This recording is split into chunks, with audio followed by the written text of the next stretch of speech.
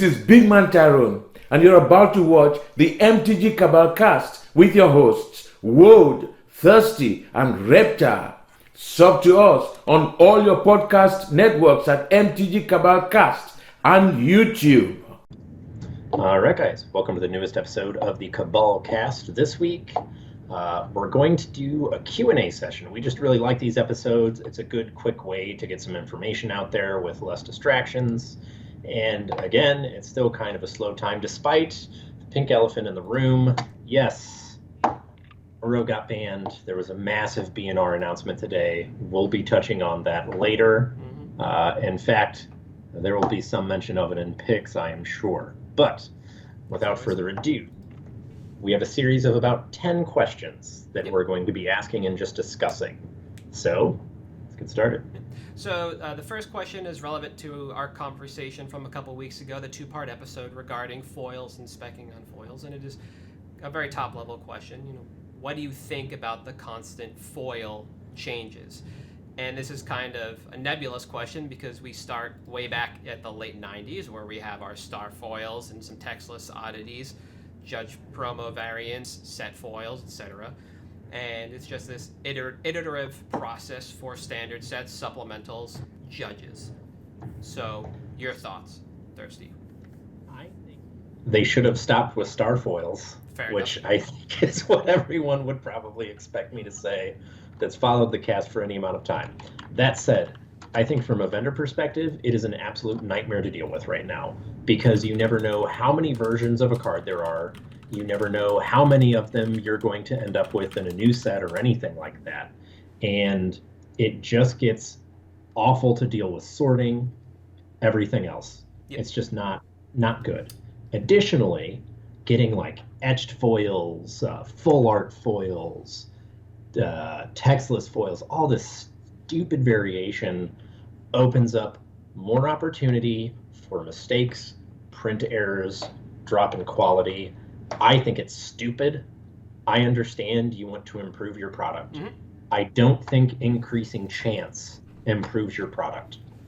I think designing something like at this point, based on what foils look like now, I'd rather have the Avacyn restored foils, and that's awful. Yeah. That's my thoughts.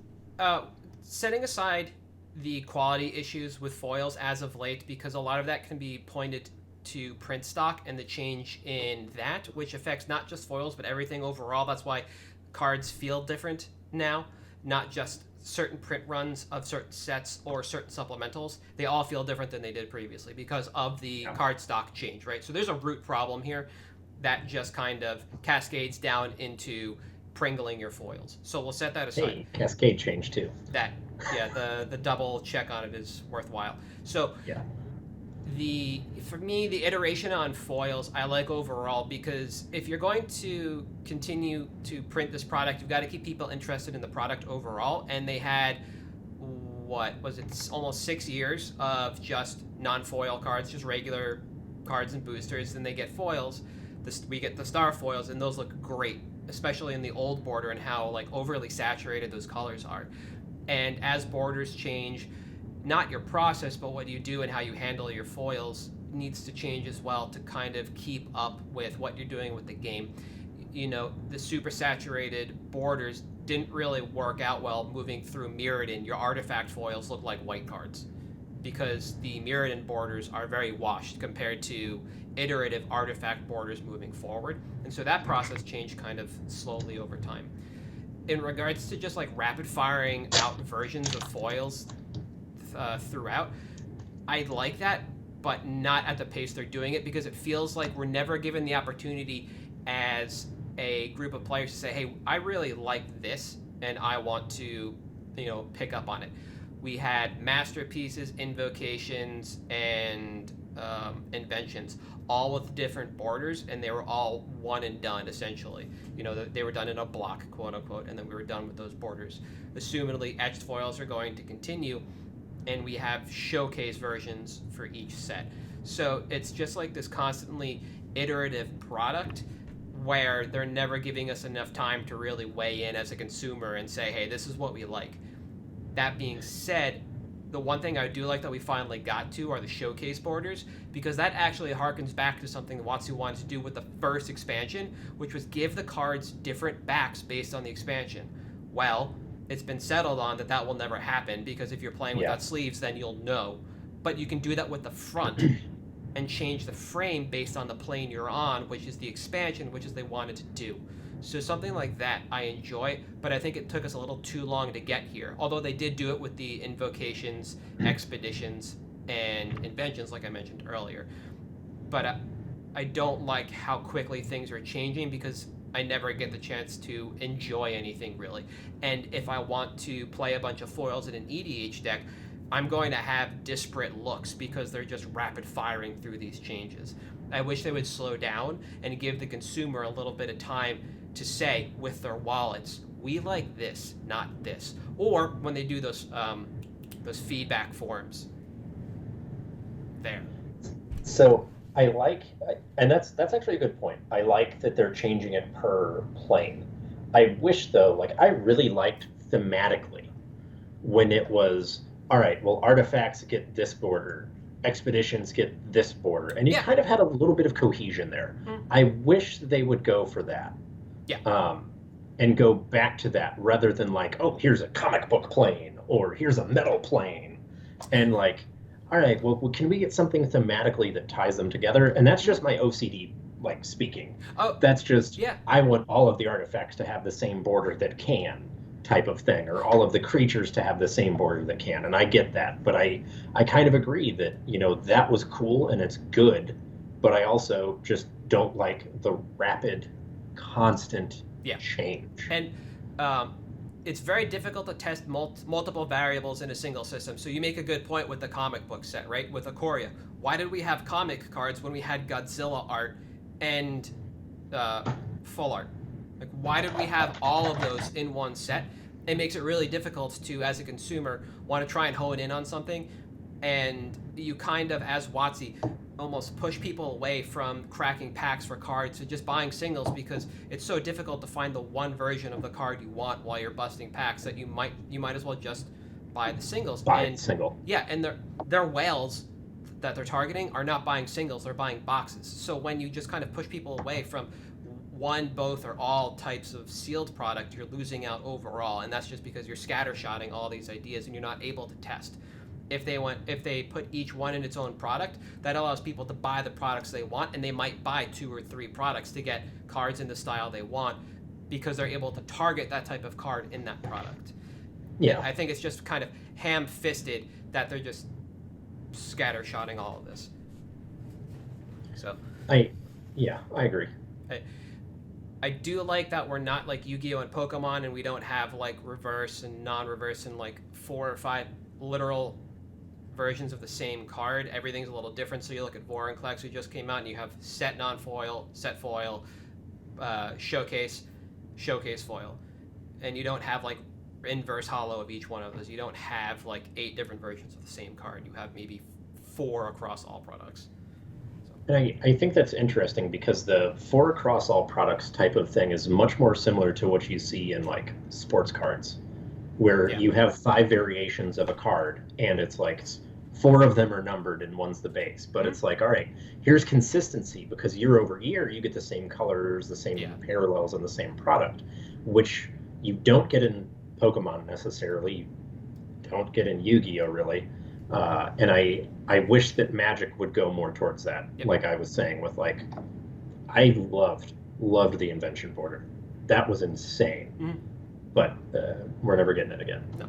So talking about foils leads us to our next question, and this is a pretty big one recently, which is card quality overall. And we don't mean in the sense that of development. We mean in the sense of printing and QC on that product overall.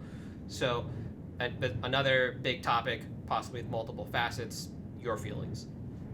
So I think one of the most interesting things about the card quality, obviously it's awful. Yes.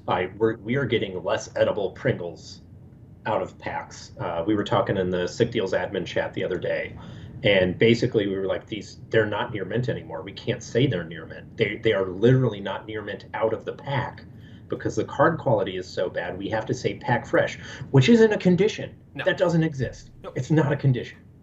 So when you are getting cards out of the pack like that, that's bad enough. But then you add Jumpstart. And I cite Jumpstart specifically because if any of you were in any of the misprint groups or pay attention to that stuff, you know that Jumpstart had entire decks that were missing multiple layers of color, had awful ink splotches, just awful. Those misprints are so common that it's devaluing the misprint market, that there are people who will pay more for a non-misprinted version because they think it's more scarce. That's ridiculous. You can't release a product with such low quality control because, like, I'm glad it was just Jumpstart. Don't get me wrong. Because for that. But once that starts happening once, there's always the fear that it's going to happen again. And if people start losing faith in the quality of the product, if vendors start to be like, well, I mean, I can't really crack these for near mint singles anymore because they're all curled in half after 3 days. There was on Twitter, there was a thread going earlier. It was I think it was Miss Landdrops that basically was like, these cards have been out for a week and look how curled they are. I remember when Ultimate Masters came out, I cracked a box and just left it next to my bed because I cracked packs in bed. Look, I had a problem, okay? And the next day they were curled. Yeah. After 24 hours, they were already starting to curl for non-foils. And the quality is just so bad, and it has to improve. Mm-hmm. And I know that, it's gotten particularly bad over the last couple of years, and there may be contracts and stuff that they signed for printing, but they need to do something. Yes. I mean, it is just awful. I agree, and this is a multifaceted problem, and I think it's also disjointed because the non-foil printings of all of this stuff generally pretty good. What you'll see are like misalignments most of the times with the sheet, and that's on Carta because that means that cardboard sheet that rolled in didn't sit properly or something jostled the plate, right, and that came down. And that happens more infrequently, it seems, than we have issues with foils overall and storing them properly. So for foils, you've got to look, like I said, starting with the card stock. And we know WotC has dropped the quality of the card stock. We've brought up on the cast before a lovely Reddit post from somebody who either worked with WotC or worked with a contractor and talked about the paperweight and what was going on and what to expect from the quality of the product overall. So you look at the foils and what's happening, and it's seemingly a moisture issue that you can try and solve, but you shouldn't have to because these should just exist the same way that the old versions of these cards used to. Yeah.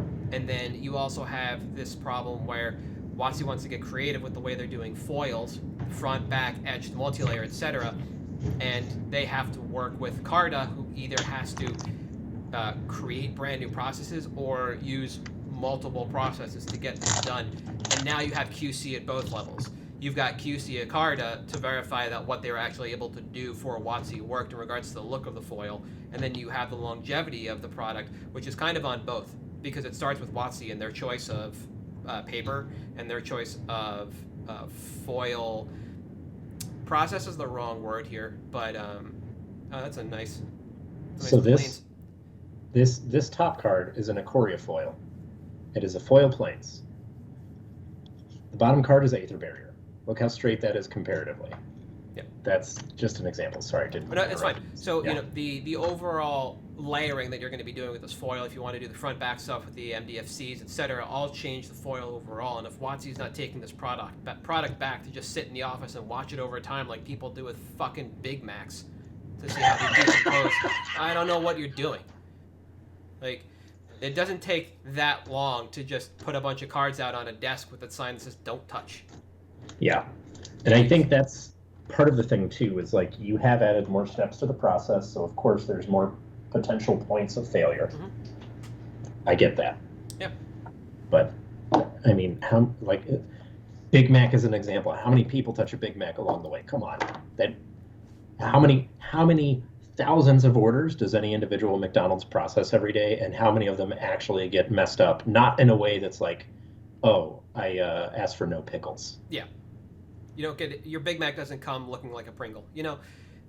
And So that overall creates this interesting space going back up to foil specking of if this is the way it's going to happen with foils and you don't have a humidifier or dehumidifier, whichever one is better for your environment and your foils to straighten them out, is it worthwhile to actually buy these for play or for specking?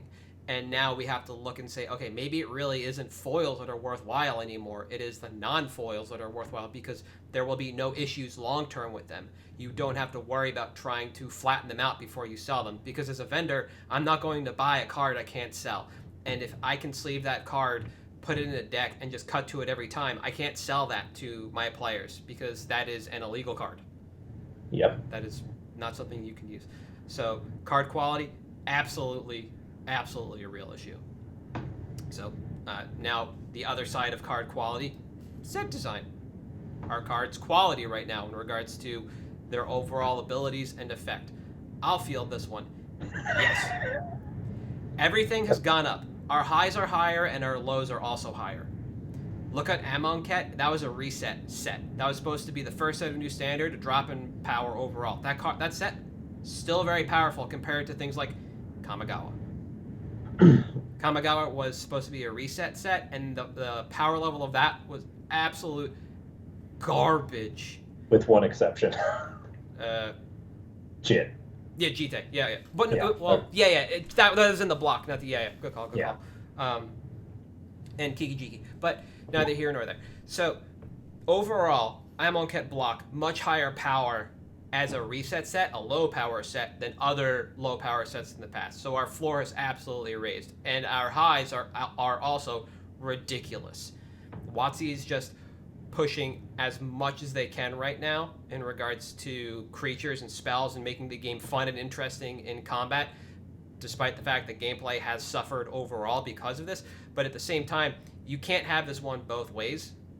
My personal feeling, you can't say, hey, the game's boring, juice it, and then say, whoa, you juiced it too much, we need some boring again. That's when you lose players and the game retracts as a whole. So I'm going to say it hasn't improved. Right. And the reason I'm going to say that is because of the amount of standard bans. We tweeted it out earlier. Hallelujah, we don't have to change this beautiful B&R graphic. If set design was improving, we would have that multiple year period where we didn't have a whole lot of bans. We didn't have to ban anything because everything was fair and balanced. I think it was Sam Black that said, Wizards set design used to shoot for a 5 or a 6 with cards, and occasionally they'd hit, a 9 or a 10. Well, now they're shooting for 8s and 9s, and they're hitting a bunch of 12s and 13s. And I think that, maybe it's not set design, maybe it's playtesting, but somewhere along the line, it feels to me like there's a little bit of a breakdown. But I think that's... if you think the design is make stuff better, like more powerful, then yes, I agree completely. I think it's way better. Two sides of the same coin. You can't have great set design without also having really good playtesting. And so when things fall through and are just obvious problems, or you see them tossed out on a B&R, the internal dialogue about a card and how there were questions about whether or not it was too powerful, and somebody's like, fuck it, run it. Or we need a second toughness on Deathrite Shaman because of some inane card that nobody plays in standard. That's an absolute breakdown of the process when you're looking at both sides of playtest and overall design. I was just coming at this from a design perspective, so it's really nice to hear the just kind of not necessarily counterpoint, but hey, there's more to it than just make a bunch of 8s, Yeah, primary example, Saheeli Cat. How does anyone miss Saheeli Cat? Yeah. Within 30 seconds of that card being spoiled, Reddit was all over it. The internet hive mind was all over that. And you expect me to believe that professionals who play this game for a living didn't notice that in playtesting? Get out of here, guys. That's ridiculous. Yeah. So, I think there's an arms race internal to WotC, and design is absolutely lapping playtesting right now. So we have this out of balance kind of thing. It's like a weird tilt-a-whirl where design is just running the show and playtesting is trying to catch up. But I like that. If they were more it doesn't matter, proactive or reactive, I don't care about their B&Rs. Things would have been a lot easier as well. They gave Omnath a little too much of a leash, but I did like that they eventually yanked it. I think it went on a little too long. Same thing with Wilderness Wreck, and Teferi. That interaction went on a little too long than it necessarily should have, and they probably should have ended that about 6 months before they did. Teferi and Reflector Mage kind of similarly. They just waited until like the heydays of the format, and they were like, you know what, we probably should have done this before. And to me, that's also a sign of things that have just kind of gone wrong overall, where the other part of this process, monitoring the formats for these cards, broke down. And I think it's all part of a learning curve that they still have to go through if they do truly want to design 8s and 9s instead of 5s and 6s. So, all right. Stepping away from design, we're going to hit on another very popular topic. So, for us, it's an interesting question. All things equal, if every format was played the same, meaning at the paper level, supported by WotC, what format would you primarily deal with? See, this one's hard for me. So I love playing Legacy. Mm-hmm. But I love playing it with 10 friends and at big events. So I don't think that would be the format I would primarily deal with. Honestly, I would primarily deal with Modern, I think, if it was all played equal, same level of support, everything, because there is so much less art involved. There is so much less nuance because you don't have to worry about, like, everything's getting reprinted all the time, so sell it as quick as you want. There's not as much speccing in that format.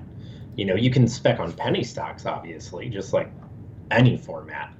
But, you know, in Legacy, I have to worry about Fatal Push becoming the preeminent removal, and then all of a sudden True Name Nemesis is even better than it was before, and then that card starts to spike, and it's like, well, whereas Modern, you don't have to hold anything. You just get rid of it. You don't have to hold your TNNs for when they're good or anything. You just constantly flip all of it. Yep. And I think, based on the way things are going, and we may touch on this in a later question, the shelf life of EDH is getting shorter if the financial aspects continue to go the direction they are going.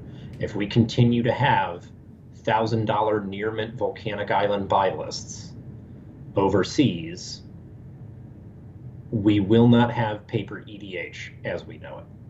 So I would go for Modern. Okay. I had a feeling you would, just because it seems it's a little more wide open overall. You know, you have tier lists, so to speak, but it just seems like you jive with Modern more so than anything else. Personally, when I read this and I was thinking about it, for me, it's kind of two aspects.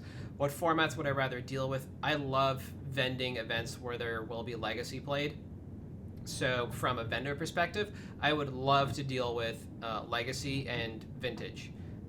Those players are just great to deal with. Absolutely, and I also just like the formats as well. Like there's nuance to them, absolutely, in gameplay, and then there's nuance to counterplay in regards to what you're going to do with your deck. And I love just watching that churn over time, because the joke about Legacy was it's the most powerful spells from like the first 3 years of Magic and the most powerful creatures from the last 3 years of Magic, and it's this really interesting bookended format like that. And Vintage is just like everybody's throwing hand grenades.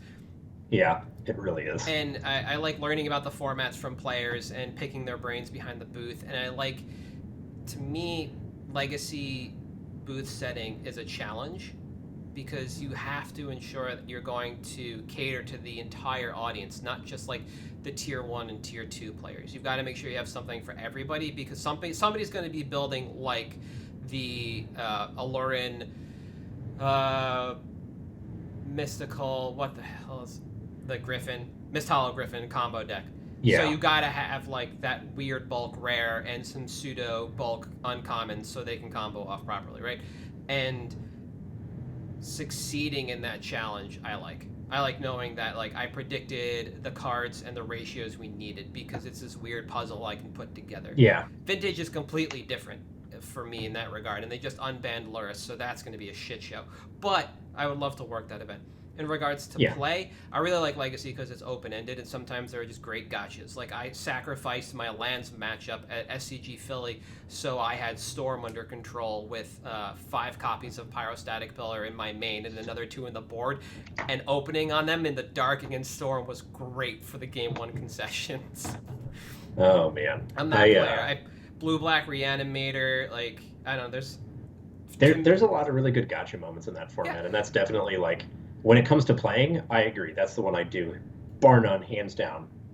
Forget every other format. Yeah. But vending, I think I'd go more modern. Because, like, there's a little bit of me that's afraid if I just vended exclusively Legacy, I would start to hate it. Like, when you have chefs that, like, they're professional chefs and they get home and they're like, I just fix ramen. Yeah. I don't. Yeah. I hate it now, and I used to love it. Like, that's kind of my fear with Legacy. I can see that, and I understand that. That's why, like I said, for me, the challenge is more setting the booth than vetting those events. Yeah, if I had to sit at the front of the booth, I can see myself kind of getting tired of it instead of, like, working the binders all weekend. That might be a little more pleasant, or buying. But yeah, too much of a good thing can sour it, absolutely. I know it's an interesting question because we talk about those formats a lot in regards to play and vent, but not really, speculating. For that regard, and for me, it's always been Legacy. I've always wanted to play Legacy. I've always wanted to be able to own Legacy so I could play what I wanted. That was the format when it was 1.5 that really kind of showed me that I don't have an affinity to strategy or colors or anything like that. I'm happy to play whatever appeals to me. I just want the ability to play it.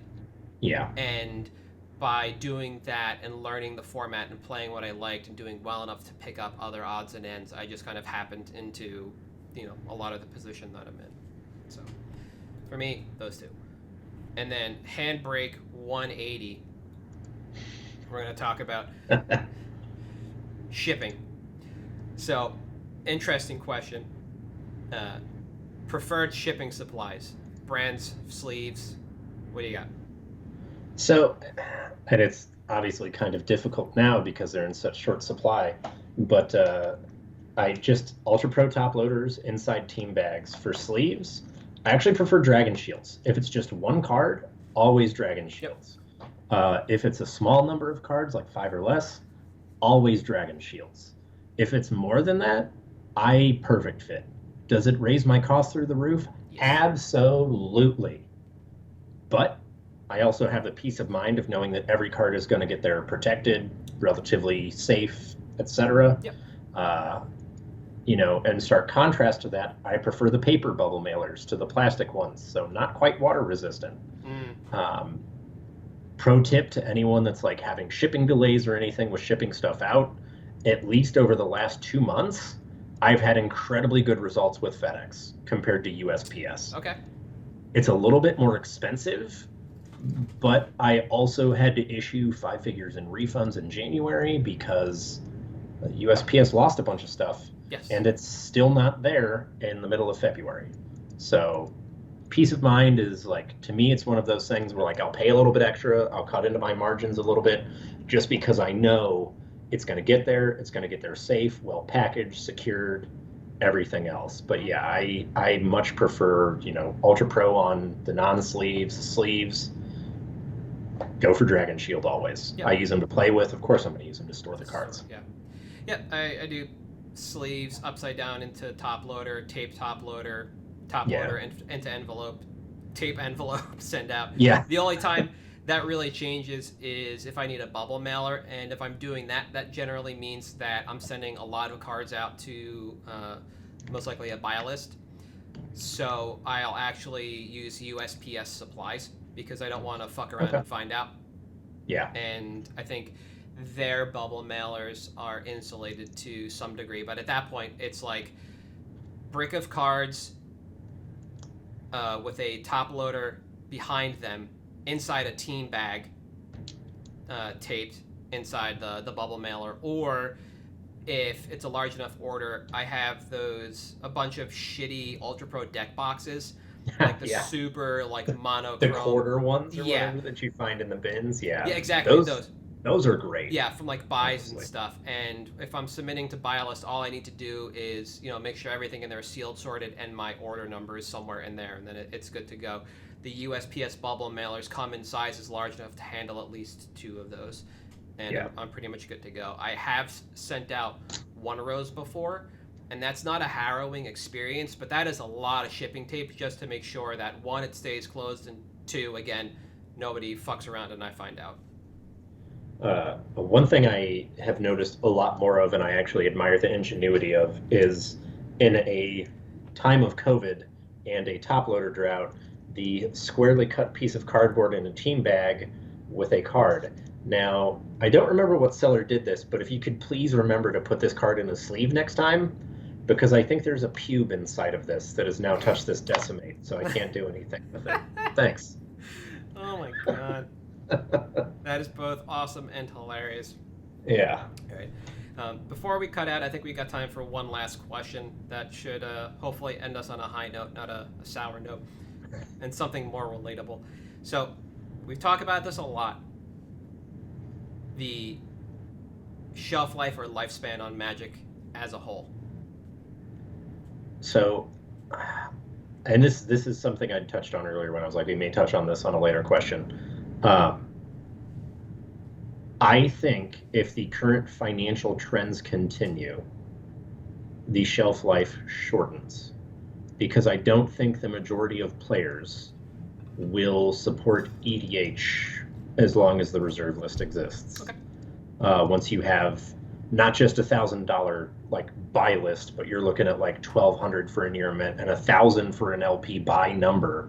Like if I have to drop $1,000 as a player to get a volcanic, to get access to this format, forget it. Yeah. And I understand there's shocks, there's substitutes, there's things you can do that they're doing. But I'm worried about how that ripples outward. Obviously, Legacy is dead. Yes. I hate to say it. Hey, great, you unbanned a whole bunch of cards. That doesn't matter because the format's dead except on Moto, which we'll also touch on later. I think that vendors are starting to notice that, hey, this quality control isn't exactly great. The product isn't as good as it used to be. And the LGSs seem to be getting squeezed pretty hard right now with a lot of this stuff. And I think that that's, as the LGS goes, so too does Magic. And I'm not sure if Hasbro and its infinite toy shop wisdom understands that the reason places like KB Toys closed and places like Target and Walmart persist is that they have, like, the small guys got crushed out. And I am afraid, like, I think last year I said 5 years. I think at most we're looking at 4, realistically a little bit closer to 3. I'll probably eat my hat on that one. That's fine. I have plenty of them. But I don't think that it has that long left, especially with the emergence of like other card games taking over, not just as like something to play, but as a financial vehicle. I think Argent Saga had a lot of opportunity, except COVID, and then it didn't happen. Yep. But I think we are much closer to the end of Magic's life than we are to the beginning. Okay. That's an interesting way to look at it. The way I looked at this, because we have, as you mentioned, a question about Moto coming up next week. I looked at this more as paper Magic, not necessarily Magic as a whole. Yeah, I agree. And I think that Magic will definitely survive as a game, but I think that the era that we're in of the modern non-rotating format, starting with Pioneer, moving forward, is the digital age of Magic, and that's where we will begin finding all of these formats. Yeah. Period, ended. Pioneer will eventually, it is going to appear on Arena. We're getting Pioneer Masters this year on Arena. And so to me, the question that exists now is, what happens to the Magic Fest and the Mythic Championship, the PAX Opens and things like that WotC did?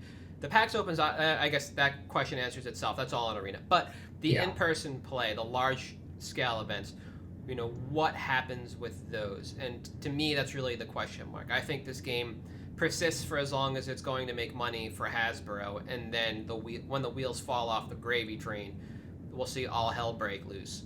And I don't know when that is, but I don't see that forthcoming for the game as a whole. Changes to paper are what they're going to be, and we've talked about possibilities. If they wanted to move everything to Arena, then you can just literally cut the draft chaff out of sets and just gas them for paper play. I don't need 3 different versions of Grey Ogres in my set if I'm going to be cracking packs for paper tournament play. That isn't draft, that kind of stuff. There's a lot of opportunity to move Magic forward physically while also catering to a digital landscape for all of your large events. And that's where I think we're heading faster than the end of the game. That being said, there is always the opportunity that the Magic killer does rise up. Just like every few years, a new MMORPG rises up to be the WoW killer. Something will hasn't happened yet. No, but things do get close. Yeah. And it really is to kill Magic. I think it's less about the poor handling, the poor design, the QC, and more about a stagnation in the game that makes something else so much more appealing for the casual and the pros alike that everybody starts jumping ship. And I don't foresee that part coming. Yeah, I think that's going to be one of the interesting things as well, is how Magic evolves in response to that. Because so far, there's been the perennial, oh, this is a Magic killer. When something actually happens that legitimately threatens it, that, the company doesn't mess up like they did with WoW, how does Magic adjust to that? How does Wizards of the Coast or Hasbro say, you know what, this is a real threat. We need to do something about this.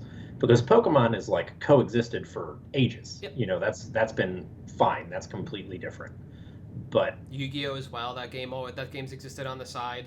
Yep. Yeah. L5R to a lesser degree. There are a lot of these other competitors in the space, especially as Fantasy Flight created the idea of the living card game. Yeah. Right? Just to make it easier, just to try and pull players from wherever. Like, hey, you don't have to worry about cracking packs to try and hit that card or buying singles. You just buy one set and now you have everything. Yeah. But their failure wasn't on the model, it was the game itself. Yeah. Netrunner I've played it and it's okay. It's not fantastic. Fine. But yeah, I think that'll be interesting to see for sure. But yeah, I agree. I think that you said it very accurately. The digital age is what we're in now. We're no longer, that's what's going to happen with Magic. It will survive digitally. I just don't think it, gets there on paper, unfortunately. Yeah, and I think that's fine too, because if this is the way they want to go, this is the way they want to go. And really, with the way that U.S. inoculations have been going for COVID, there's a very slim chance we get events before summer 2021. So WotC can just put all the logistics for this year essentially on the back burner and maybe not even do anything. And at that point, they have a question to ask themselves, okay, in 2022, do we even want to have a single paper event? And then they can determine what they want to do with the Magic Fest and Mythic Championships. And maybe it turns into, an anime-style convention and less an actual play experience, where you have panels and you have artists, and it becomes more about celebrating the medium than it becomes celebrating the game itself. And I'm sure they could bang it out of the park as long as they actually follow guidelines and guide rails put forth by other conventions. But we'll see in probably 9 months. Ish, yeah. That's next November. Maybe sooner, actually. Yeah. Well, 9 months is November, and we should have an idea of what 2022 is going to look like well before that. But yeah, I'm just overshooting in case. All right, so we'll save the last 4 questions that we have for next week because they're all pretty heady overall. And we can just jump straight to picks. And since you went first last week, I'm going to go first this week. Go for it. My pick is yet another Lord for EDH, thanks to Masquerade Nexus, and the new upcoming Innistrad set. And we are looking at Captivating Vampire this week. And this is a card that I've had on my radar for a fairly long time. And we are finally starting to see the bump that I just kind of expected through natural demand. Now, EDH playability overall, super low. It's Vampire Tribal, but moving forward with the release of Maskwood Nexus, we could just see Maskwood Nexus Tribal, which is basically just taking the best lords possible and slam jamming them all in one deck. To do that, you're basically looking for lords with the best activated or triggered abilities, and I do like Captivating Vampire because it is reminiscent of the Legion or Onslaught era pseudo lords like Skirk Fire Marshal, a card I picked a while ago, where you tap 5 untapped goblins you control and just deal 10 damage to everything. Captivating Vampire, I'll bring up the stocks graph again. Tap 5 untapped vampires you control, gain control of target creature. It becomes a vampire in addition to its other types. There is no end clause on this. You just gain control of it, period, ended. So you can just start stealing things, which makes this a pretty good card in Maskwood Nexus Tribal, or just Vampire Tribal with more support. Now, format information right now, again, super limited to Vampire Tribal. It basically survives on its activated ability and being one of the only lords that actually pumps all vampires. You do see this essentially in Edgar Markov decks, the end. But, and before this past weekend when we got images of the boxes for the upcoming Innistrad Vampire and Werewolf sets, my thought was, we get ahead of this, we buy in now, and we look to flip on the way into that set. Yeah. So we are behind overall in terms of buying before the spike because it started to just kind of happen overall, but there's still time to get in before the focus of the quote-unquote new releases shifts to this Innistrad set. We have 2 sets before it and at least one supplemental to look at, so we're still in a really good place. And with the current slow rise in price of Captivating Vampire, my expectation is that speculative demand on this card will pick up shortly after the D&D spoilers start. So we go to Strixhaven, then D&D, and then it's time for Innistrad, and that's when people will finally be ready to kind of look at this card. So from there, if there's no reprint in the Innistrad set, we should be looking at a 6-month minimum turnaround on this to sell into the organic demand and not just the speculative demand that we will be seeing on this card. There's a very real opportunity to sell into that speculative demand if you're able to buy in now, and that shifts the window to probably about 4 months from about 6. So if you want to buy on in this card and you want to get out definitively at a profit without worrying about reprints, that's kind of your window, 4 to 6. If you're fine sitting on them, because the price on this card, when I just drag the stocks graph out, it is a little bit all over the place at 825, because we saw a reprint in 2017 in the Commander decks, but it climbed naturally, it dipped with the reprint, and it's been coming back up. I'd be fine holding on to these through a reprint, and if you're fine doing that, then your timeline's like 9+ months. So I'm sticking with this one, and I'm finally glad it started to pick up, and because of that organic demand, I feel a lot better about moving into this now than I did before. I wasn't sure why I was just stagnate forever heading into Innistrad Vampires, but it is what it is. I like it because it's this tap 5 other, like the tap other creatures is something that I feel like it's not other. Oh yeah, it is tap 5 untapped. Okay, yeah. So tap like Azami, for example, this one, the other lords like you touched on. Yeah. I think this is the type, like, it's not something they do a whole lot. No. They don't do a whole lot of it because it's so, like, it's not really convoluted for the rules, but people don't understand that it gets around summoning sickness. Yes. And it creates a little bit of confusion among new players. Mm-hmm. And I think that that's part of one of the reasons they're a little bit more reticent to do stuff like this. So I think, if we see a reprint of Captivating Vampire, it'll be in another core set. It'll be in a commander deck. I don't think we'll necessarily see it in Return to Twilight. No. Return to Twilight. Return? Is this our third or fourth? Whatever. Our third time on Innistrad. Yeah. But, no, you're absolutely right. It's something I thought about, and I was like, this isn't as confusing as Skirk Fire Marshal, where you can actually, because you can tap Fire Marshal, you can stack that trigger, you can hold Prio, and put 4 copies of that trigger on the stack, and deal 40 to everything. Skirk Fire Marshal doesn't need to be on the board when the ability resolves. They just all go on the stack. We're definitely not seeing that card in a standard set. And that's a good call out to make. It being non-intuitive that you can tap it to its own ability because it does not require you to tap this card to activate the ability. It's an ability of a card that asks you to tap a creature. It's a weird way to explain it. I have a very difficult time doing this as a judge as well, and I didn't think about that. It's a good call out. Before I let you have your pick, though, I will note the set foil is being bought for less than the non-foil by Card Kingdom. They are buying the non-foil at $4.30. They're buying the foil at $4.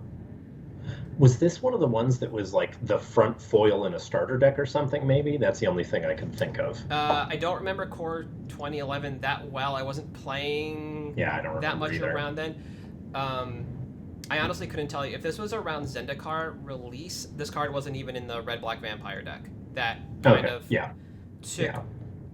That tried to like rise to ascendancy after the JTMS ban, but before rotation, when it was mainly just Valakut in that format. Like this was you played Nocturnus instead because it was a better reward, but I don't remember if anybody cared about this card. Yeah, I don't remember either. So. Oh well. All right, so my pick, Uro, base Uro, regular, non-foil, not extended art, Uro Titan of Nature's Wrath. This card just got banned. People are going to be dumping it. Price is already trending down on TCG. I'm sure you could probably, post up in some group, hey, I'm buying unlimited Uros for 5, 10, whatever. This card's great long term. This card's awesome in EDH.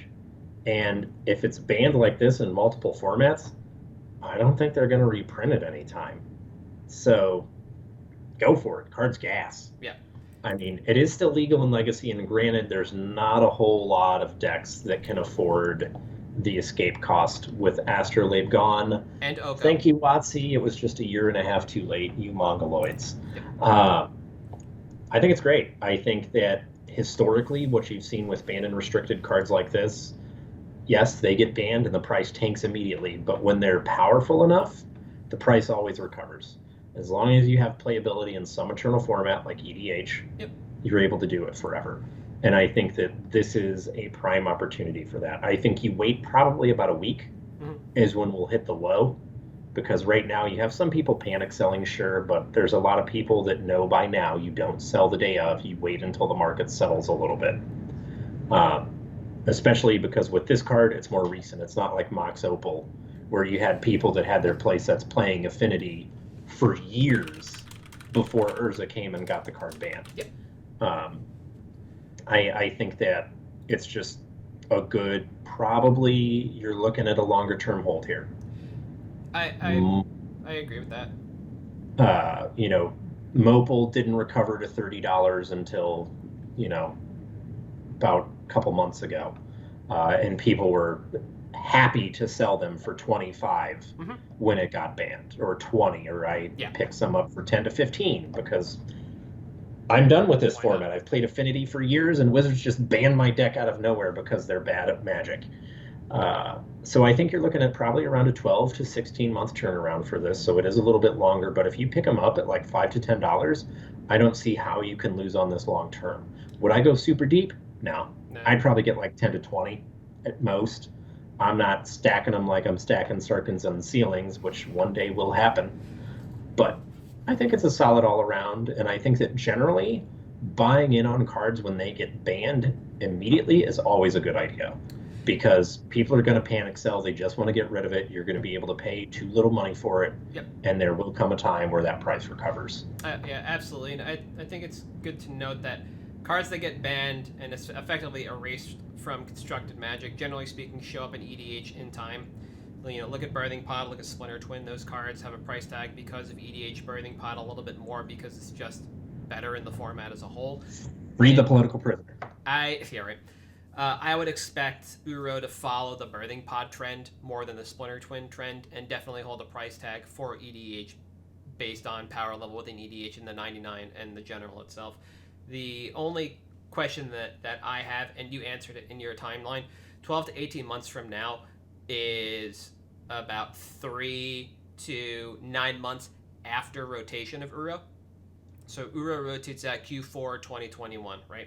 So that's about 7 to 8 months right now where Uro is just going to float around circling the drain essentially. And I don't know if it's going to cost less now or heading into rotation. Stuff like this I don't often track because usually I'm already holding those banned cards. I've been hoisted on almost every banning in Modern because I play competitive decks. So my Birthing Pods are dead, my Splinter Twins are dead, my Mox Opals are dead, my Faithless Lootings are dead, but they'll never pry Tron from my cold dead hands. That's the only thing I gotta say. They need to. Yeah, that's what's keep. They banned my Simian Spirit Guide, so I ad nauseum's off the table right now. Yeah, maybe. That was another one.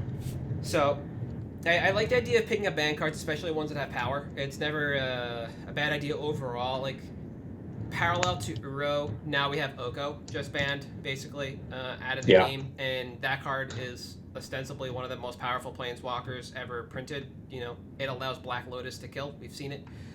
Yeah. And so this is also kind of an interesting topic to think about as well when we every now and then when we talk about financial strategy, moving in on cards that are banned either immediately afterwards and not necessarily looking to like get people who are panic selling, but just buying into cards that have this history of power and are obviously powerful and have the ability to retrace their price graphs in terms of upward trend in time if you're fine putting down the money and sitting on them for long enough. Yeah. You know, you can get in on, you know, obviously more non-foils than foils, but you can go, you know, wide across the category with Uro because it has the showcase printing. You know, we just got the call time secret lair that has Uro in it, and I think this is a really good example of a card that is obviously powerful, is just banned, you're able to buy in cheap now, and represents a fairly decent hold over time as long as that fits your financial model. And it doesn't happen all the time. Oh, I was going to say, it's just like the cards that everyone says, oh, this just needs one card to be printed to be good. Yeah. Well, the thing is, once it's banned, you already know it's good. It doesn't need another card to be printed. Mm-hmm. It's already good. Yep, and this is obviously not too good for EDH, so we know it has life there. EDH will breathe life into this card. So, I like the pick overall. I was prepared to fight you on this, but because I didn't think it would tank this hard, and I just didn't think about long-term effects. So I'm glad we had the conversation about it, and like I said, it presents an interesting avenue for financial gain when you're looking into banned and restricted announcements and what you want to do around there, instead of waiting for an unban or an unrestriction and trying to buy and then sell into that hype. The reverse is possible. Waiting for the ban, buy into the fire sale, and then hold on the obvious power. So, yep, definitely a way to go. But I think that is going to be it for this week. We'll be back next week with the last of those questions. And then shortly thereafter, I think we start getting more spoilers because we're never not getting spoilers. Ever. But for MTG Cabal Cast, which can be found on Twitter, Patreon, Facebook, YouTube, Spotify, Stitcher, Audible, Apple Podcast, and Google Podcast. I am Halt, I am Reptar, and you are... At Thirsty Sizzler. We'll see you guys next week.